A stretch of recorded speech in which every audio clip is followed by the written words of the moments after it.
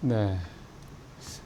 저희 지금 아까 상단 자막을 이제 9,000p 뭐 돌파 임박 9,000p 얘기가 이제 나오더라고요. 어제 8,788. 네. 네. 거의 9,000 다 하긴 했어요. 네. 일단 오늘 아침에 지금 현재 동시효과 보고 계신 분들이 많이 계실 것 같은데 9,000포인트는 오늘 한번 좀 찍을 것 같습니다. 글쎄요. 유지를 해주는 게 뭐 관건이고 어제 같은 경우는 다들 아시겠습니다만 삼성전자가 이제 하이닉스 대비해서 너무 큰 상승을 좀 보여줬고 매수 사이드카도 이제 발동이 좀 됐었죠. 하이닉스는 조금 서운한 흐름을 좀 보여주긴 했습니다. 1.2% 정도 상승했는데 어제 이제 미국 투자자 이제 서스퀘 하나라는 곳에서 삼성전자 목표가를 85만 원을 한번 뭐 소위 얘기하는 불렀다라는 표현을 좀 써야 될 것 같은데 85만 원을 제시를 하면서 하이닉스는 조금 보수적으로 보는 곳이거든요. 이 서스퀘아나가 원래는 이제 퀀트 투자 전문을 하는 곳인데 빅4로 갈 수 있는 시총이죠. 실질적으로는 85만 원 가면 이제 엔비디아, 구글, 뭐 애플, 뭐 MS 이런 기업들과 한마디로 이제 시총을 어깨를 나란히 할 수 있는 어떤 목표가가 제시가 됐는데 하이닉스에 대해서 좀 약간 비관론을 제시를 한 거는 좀 약간 뭐 이채로운 부분이었습니다. 마이크론은 굉장히 세게 불렀죠. 마이크론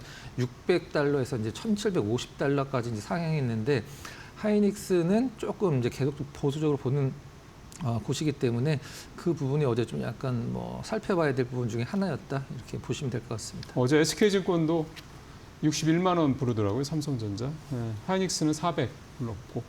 그러니까 지금 서스퀘아나는 그냥 투자사니까 뭐 이렇게 되면 리서치를 아주 전문적으로 하는 회사가 아니라고 보면 현재 삼성전자는 61만 원이 최고치인 것 같고 네. 국내외 증권사에서 나오는 거 보면 하이닉스는 400만 원? 그게 노무라였죠. 그다음에 네. SK증권도 400만 원으로 좀 같은 목표가를 제시한 상황이고요.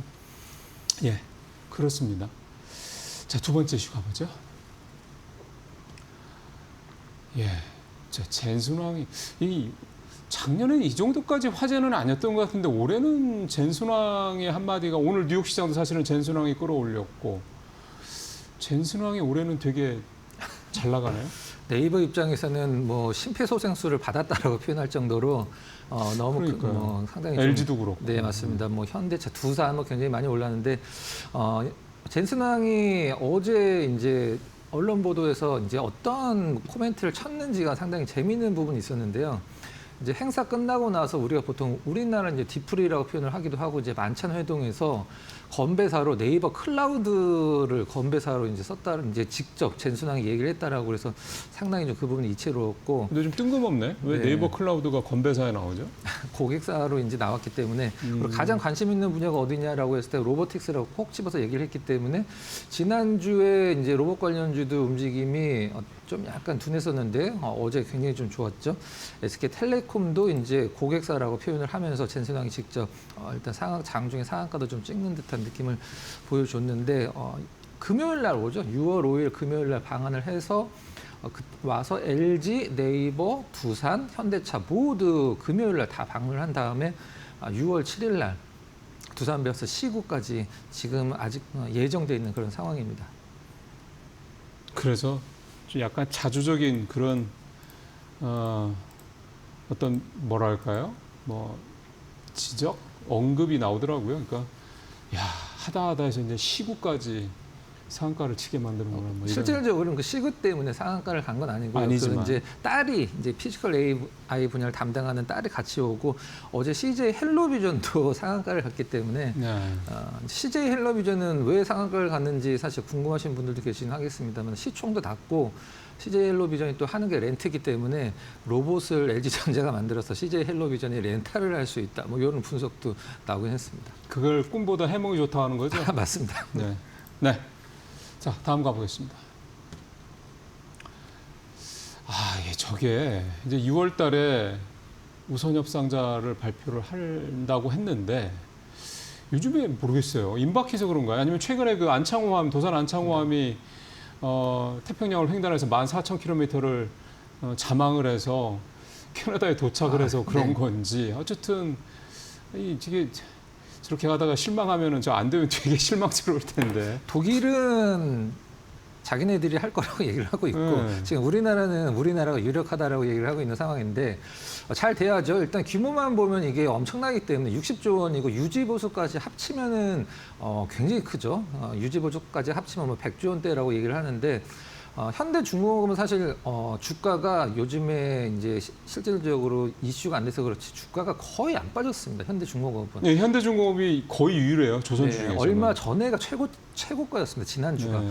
그리고 이제 하나오션 같은 경우는 이제 역사적인 고점에서 한 20% 네, 정도 약간 많이 좀 내려 떨어졌어요. 있는 네. 상황이긴 한데 이제 원팀 입찰을 해서 대부분은 이제 주도권은 하나오션이 잡고 이제 제조 설계는 하나오션이 하고 그 중에서 주도를 하는 거죠. 전부 다 하는 게 아니라 3분의 1 정도는 현대중공업이 담당을 한다라고 하는데 이게 된다라고 하면은 이제 그동안에 어떤 조선주들이 시장에서 사실 뉴스나 방송에서 거의 언급이 안 됐었거든요. 그러니까 다시 한번 또 한번 분위기를 띄울 수 있는 가장 큰 어떤 역대급 어떤 재료가 되지 않을까라는 생각입니다. 그렇죠. 그리고 사실 이게 굉장히 큰 레퍼런스가 되니까요.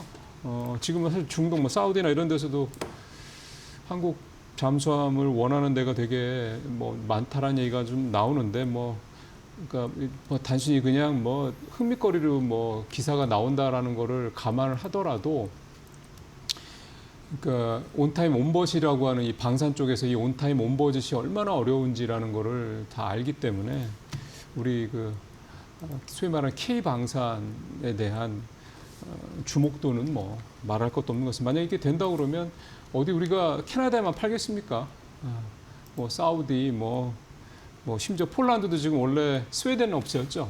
거기랑 하기로 한 걸로 알고 있는데 잘 안 되나 봐요. 그쪽도 하여간 뭐 그런 얘기도 좀 나오고 그러면 또 모르죠. 폴란드는 우리 거 지금 벌써 몇 조 원어치를 K방산 무기를 사가가지고 지금 정권 차원에서 정부 차원에 되게 국민들한테 뭐 신뢰를 얻고 있다 그러는 지지를 받고 있다 그러는데 모르죠. 네. 자, 우리나라가 잠수함도 파는 나라가 이제 될 것 같습니다. 자, 또 네 번째 가보죠. 예, 유진증권 반도체 빼면 4,100에 4,200 양극화 심화. 일단 저 얘기부터 일단 이사님, 위원님 얘기부터 하죠.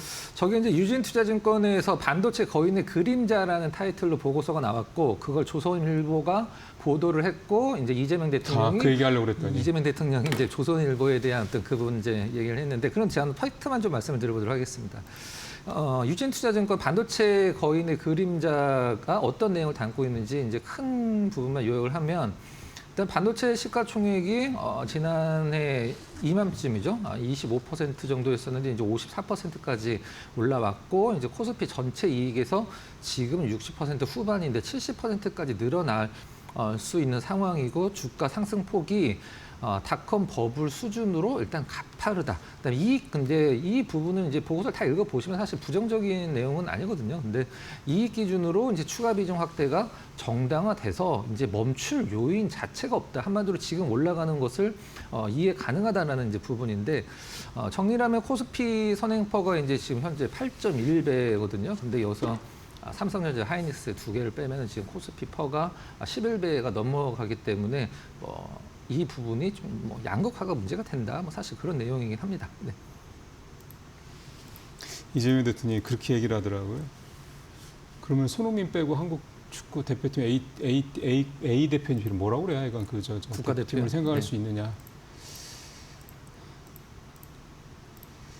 예.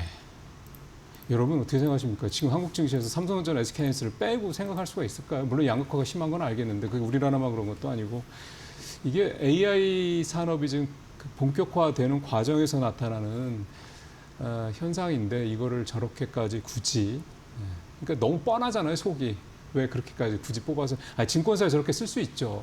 증권사 리포트 쓰는 게 일인데 직업이고 예 하여간 그렇습니다. 그럼 닷컴 버블 때도 저런 식의 기사를 썼는지 싶습니다. 네 마지막으로 이제 오늘 박근호 의원님 준비해 오신 거는 야누스 핸더슨이죠. 네. 여기서 하이닉스 매수 계획을 공개했다라는 내용인데 그래서 이런 걸 공개를 굳이 하는지를 모르겠는데 그러니까 오늘 이거를 플로어에서 공개 매수 예고가 지금 돼 있는 상황입니다. 네. 최근에 오늘도 사실은 삼성전자가 더 강하고 SK하이닉스가 뭐 한 1%대 정도인데 어쨌든 오늘 이 내용이 또 시장에 또 어떤 영향을 미칠지 기대감을 가지면서 박근호 의원님 말씀 좀 들어보기로 하고 자, 그 사이에 저희는 좀 프리마켓 상황 한번 다시 좀 보죠. 전체적으로 오늘도 분위기가 뭐 야간장 일단 야간 선물장이 2% 넘게 올랐던 것도 좀 있기도 해서 오늘도 좀 긍정적인 예상이 좀 되는데 보시죠. 삼성전자 현재 7.5%. 8시 초반대보다도 한 1%에서 2% 정도 더 오른 것 같습니다. 하이닉스 1%대 초중반 계속 유지를 하고 있고요. 현대차도 오늘 괜찮죠? 역시 로봇 관련 효과 기대를 할 만하고 삼성전기가 어제에서 오늘은 낙폭이 좀 더 크군요. 7% 넘게 현재 떨어진 걸로 나오고 있고 삼성물산도 오늘 좀 괜찮죠. 그 다음에 LG전자. 잠깐만요. LG전자 한번 볼까요? LG전자가 어디 갔어? 저 현재가가 LG전자가 29일 날 6% 아니다. 삼성전자 죄송합니다. 잠깐만요. 예. 29일 날 29% 상한가. 그다음에 어제 상한가, 이틀 전 상한가 오늘도 21%인데 이 기세가 오늘도 21% 정도에서 마무리가 될까요? 어쨌든 그렇습니다. 어제 나타났던 현상이 사실 오늘도 그대로 재현되고 있다. 이렇게 현재까지 이렇게 보여집니다. 로봇도 상당히 좀 강한 거죠. 자, 박근호 의원님을 통해서 SK하이닉스에 대해서 이 야누스 핸더슨이라는 데가 왜 저렇게 굉장히 이례적으로 나 살 거야라고 얘기를 했는지 한번 말씀 들어보죠. 네. 야누스 핸더슨에 대해서 아마 단어를 들어보신 분들은 이제 많지 않으실 테요. 실질적으로는 이제 굉장히 큰 규모의 펀드를 운영하는 자산운용사라고 이제 보시면 될 것 같습니다. 어제자 블룸버그에서 이거를 이제 기사화를 했는데요. 한마디로 이걸 이제 준비한 이유는 앞서서 이제 미국 쪽에서 그 퀀트 투자하는 원래는 옵션 트레이딩 전문을 하는 곳이긴 한데 그쪽에서 하이닉스에 대해서 굉장히 좀 안 좋은 비관론적인 부분을 좀 얘기를 해서 이제는 하이닉스 쪽에서 좋게 보는 뷰를 한번 소개를 시켜드리려고 준비를 좀 했습니다. 자, 블룸버그에서 보도를 했죠. 탑테크 펀드는 이제 야누스 핸더슨 안에 이제 테크 펀드를 얘기를 하는 겁니다. 거기서 SK 하이닉스를 산다, 베팅을 한다, 이제 인벳온이라고 이제 표현을 했는데요. 메모리 칩 크런치, 이제 메모리가 지금 공급 부족이다라고 이제 이해를 하시면 될 것 같아요. 이 내용을 바탕으로 해서 야누스 핸더슨 테크 펀드가 하이닉스를 왜 살라고 하는지 내용을 한번 정리를 해서 같이 한번 살펴보도록 하겠습니다. 다음 장 한번 보여주세요. 먼저 야누스 핸더슨이 뭐 하는 곳인지를 알고 넘어가는 게 순서가 될 것 같아요. 자, 일단 야누스 핸더슨은 야누스와 핸더슨이 원래 다른 기업이었었는데 야누스는 미국이고 이제 핸더슨은 영국 기업인데 합병을 했죠. 합병을 해서 탄생한 글로벌 종합 자산 운용사라고 이제 보시면 될 것 같아요. 전체 운용 자산이 한화로 한 500조 원입니다. 이게 지금 그 삼성전자가 2,000조를 넘었는데 500조 갖고 하이닉스 산다고 해서 뭐가 될 것이냐. 500조 다 사는 건 당연히 아니죠. 야누스 핸더슨의 전체 자산이 500조고 그 안에서 이제 테크펀드가 이제 SK 하이닉스를 이제 타겟을 삼고 들어오겠다는 뜻인데 일단 뭐 주식이나 채권 등 멀티에셋 등을 이제 운영하는 곳이고요. 글로벌 테크 노로지 리더스 펀드인데 지금 이 기업의 어떤 실적을 한번 봐봐야 되잖아요. 실적이 좋은 펀드들이 SK 하이닉스를 타겟팅해서 들어온다라고 하면 상당히 의미가 있는 부분이 되겠죠. 지금 갖고 있는 포트폴리오 보면 그냥 다 우리가 아는 기업들입니다. 알파벳, 엔비디아, 이제 TSMC, 아마존, 브로드컴, 마이크론, 애플, 메타, MS, CATL. 여기서 생각을 할 수 있는 건 하이닉스가 아직도 없었어? 이 부분이 조금 더 의아스럽긴 하죠. 그 부분이 저는 조금 더 이해가 안 갑니다. 이제 투자 성과를 봤을 때 피어 그룹 내 같은 성격에 갖고 있는 펀드 그룹 내에서 수익률이 상위 4%를 기록을 하고 있는 동일 카테고리 내에서 상당히 좋은 실적을 내고 있는 펀드가 야누스 핸더슨 내의 글로벌 테크 펀드라 보시면 될 것 같아요. 이건 이제 그 야누스 핸더슨의 글로벌 테크 펀드를 맡고 있는 매니저라고 이제 보시면 될 것 같아요. 리처드 클로드라고. 자, 그러면은 이 야누스 핸더슨 글로벌 테크 펀드가 하이닉스를 왜 살려고 하는지 조금은 뻔한 내용이 될 수도 있는데 다시 한번 확인을 해보도록 하겠습니다. 다음 장 한번 보여주세요. 자, 삼성전자 얘기는 안 하고 하이닉스 얘기만 이제 했더라고요. 이제 공급 부족 심화가 될 것이다. 공급 부족이 내년에 더 악화가 된다. 사실 우리가 지금 알고 있기로는 마이크론, 삼성전자, 하이닉스의 증설은 내년 말 정도에 완공이 좀 많이 되죠. 이제 회복에 2년, 3년 소요가 된다라고 이제 표현을 했는데 이 회복이 2, 3년 정도 소요가 된다는 건 무슨 말이냐면 코로나 때 이제 증설하던 거를 다 멈춰놨는데 그 부분을 지금 다시 하고 있기 때문에 그게 회복이 되려면 2, 3년 걸린다는 그런 얘기라고 보시면 될 것 같아요. 글로벌 빅테크들이 장기 공급 계약 LTA에 서명하는 이유가 앞으로 더 공급이 부족해지기 때문에 장기 공급을 서명하는 이유가 바로 이것이다라고 이제 생각을 하시면 되는데 저는 이게 사실 주식 투자하는 입장에서는 사실 하이닉스, 삼성전자가 떨어지는 것을 바랄 수는 없지만 장기와 호황과 불황이 왔다 갔다 하면서 가격 차이가 많이 생기는데 그럼 앞으로 삼성전자, 하이닉스는 싸게 살 수 있는 기회가 그렇게 많이 오질 않을 것 같습니다. 이것 때문에 일단 밸류에이션이 상당히 매력적이다. 12개월 선행퍼가 약 7배. 지금 마이크론이 10배니까 굉장히 저평가죠. 마이크론 대비해서 30%나 지금 적게 받고 있다는 상황이고 필라델피아 반도체 지수는 무려 27배다. 그것과 대비하면 정말 딥밸류라고 할 정도로 극심한 저평가라고 이제 분석을 했습니다. 상당히 재미있는 멘트가 하나 있는데요. 주가가 오를수록 오히려 더 싸지는 느낌을 받는 주식이다. 압도적인 이익 창출력이 주가의 흐름보다 앞서고 있다. 그 부분을 얘기를 하는 거겠죠. 자, 시장 지위 분석. 일단 HBM으로 대표가 될 수밖에 없겠죠. SK하이닉스 같은 경우는 SK하이닉스 57%, 삼성전자 22%, 나머지는 마이크론 이제 갖고 가겠죠. 지금 3대 메모리사 모두 이제 시가총액 1조 달러 클럽에 가입을 한 상황이기 때문에 이런 야누스 앤더슨 테크펀드가 뭐 이걸 산다라고 해서 사실 SK하이닉스의 주가가 막 올라가진 않을 것 같아요. 제가 봤을 때는. 하지만 이제 외국에서 어떤 SK하이닉스를 펀드에 담지 않았던 펀드가 지금이라도 이걸 사야 되겠다라고 생각을 하는 것은 상당한 의미는 있다라고 이제 평가를 해야 될 것 같습니다. 이렇게까지 야누스 앤더슨 테크펀드가 하이닉스를 왜 매수를 계획을 했는지 한번 살펴봤고요. 관심주로 한번 넘어가 보도록 하겠습니다. 자, 파워넷 준비를 했는데요.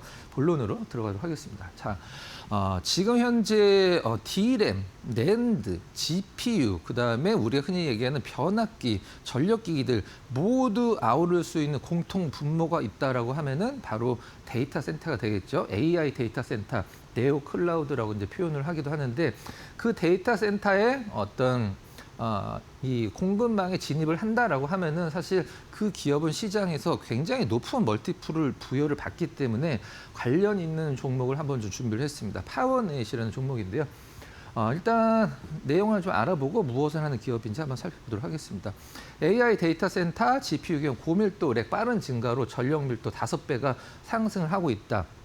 서버용 PSU가 중요성이 부각이 되겠다. PSU는 파워 서플라이 유닛이라고 해서 전기가 들어왔을 때 그것을 유닛에 전기를 공급하는 장치, 한마디로 연결 부위라고 보시면 될 것 같아요. 이제 업황이 굉장히 오래된 기업입니다. 30년 이상 축적한 전원 공급 장치 설계 역량을 보유를 하고 있고 삼성전자 VD 사업부, 이제 TV라고 보시면 될 것 같아요. 비디오 디스플레이, 어댑터 90% 이상 공급을 하고 있는 레퍼런스를 갖고 있는 기업입니다. AI 데이터 센터 전력 인프라, 밸류체인 편입 시 중장기 멀티플 상향 가능. 지금 시가총액이 1,600억인데 올해 영업이익을 300억 정도 보고 있거든요. 이 부분을 이제 여러분들이 좀 감안을 하고 보시면 될 것 같아요. 올해 영업이익 310억 정도, 전년 대비 26% 정도, YOY. 지난해에도 200억이 훨씬 넘게 나왔는데 지금 시가총액 1,600억은 약간 부채는 부담이 되긴 합니다만은 일단 이 데이터 센터 그 밸류 체인에 들어간다라고 하면 상당한 퍼포먼스가 좀 예상이 됩니다. 일단 SMPS 스위칭 파워 서플라이라고 보시면 될 것 같아요. 이거는 이제 밖에서 들어오는 전류와 안에서 이제 기계가 작동하는 전류가 직류와 교류가 다르기 때문에 그걸 바꿔주는 장치죠. 그것 중심에서 지금 배터리팩, EMS는 일렉트로닉 매뉴팩처 시스템인 것 같아요. 이제 뭔가 대신 생산해주는 B2C로 이제 포트폴리오로 확장을 하고 있다. 차트 한번 보도록 하겠습니다. 파워넷이 지금 현재 차트 보이는 구간에서 맨 왼쪽 구간까지는 거래량도 거의 없고 시장에서 관심이 없었습니다. 근데 데이터 센터 관련해서 코멘트들이 좀 나오면서 상당히 시장에서 좀 출렁임이 있긴 합니다만 거래량도 많이 늘어났던 기업인데 뭐 외국인 수급, 기관 수급 특별히 신경 안 쓰셔도 될 것 같고요. 하나만 보시면 될 것 같아요. 데이터 센터 쪽으로 이제 어떤 뉴스 플로우가 붙으면 상당히 관심을 가져도 되는 종목 중에 하나다. 여기까지 설명드려보도록 하겠습니다. 네, 파워넷까지 말씀을 들었고 SK하이닉스 말씀까지 좀 들었고, 예, 저도 좀 전에 말씀하신 대로 이게 이제 야누스 핸더슨이라는 뭐 테크 펀드 하나가 아니라 이게 이제 그 모든 글로벌 펀드들이 하이닉스랑 삼성전자를 갖고 있는 게 아니잖아요. 안 갖고 있는 데들, 그러니까 갖고 있는 데들은 그게 너무 많이 올라와서 지금 덜어내는 상황이라고 한다면 못 갖고 있는 데들은 포모에 빠져 있다가 지금 우리나라 개인들이 사는 것처럼 이제 사러 들어올 가능성이 좀 충분히 있다. 환율이 조금만 좀 떨어져주면 좋은데 환율이 좀 너무 세서 그게 좀 걱정이긴 합니다. 네, 박근호 의원과는 여기서 마무리하도록 하겠습니다. 수고하셨습니다.